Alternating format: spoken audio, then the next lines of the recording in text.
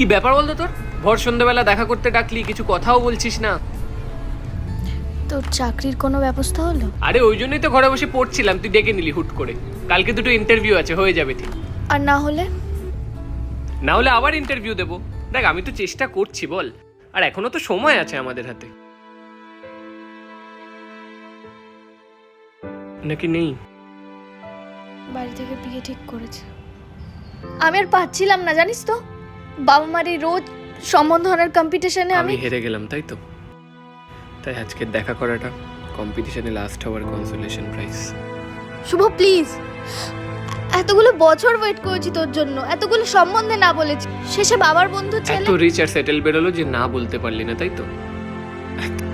তোরা মেয়েরা সবসময় ছেড়ে যাওয়ার সময় ছেলেদেরই কি করে দোষ দিয়ে যাস বলতো? এখন সব দোষ আমার, আর এতদিনের অপেক্ষা, বাবা মায়ের সাথে আর্গুমেন্ট, সব সব মিথ্যে।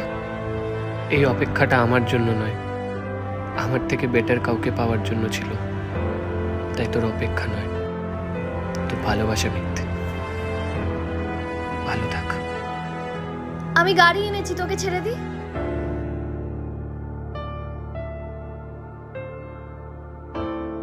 ছেড়েই তো দিলি।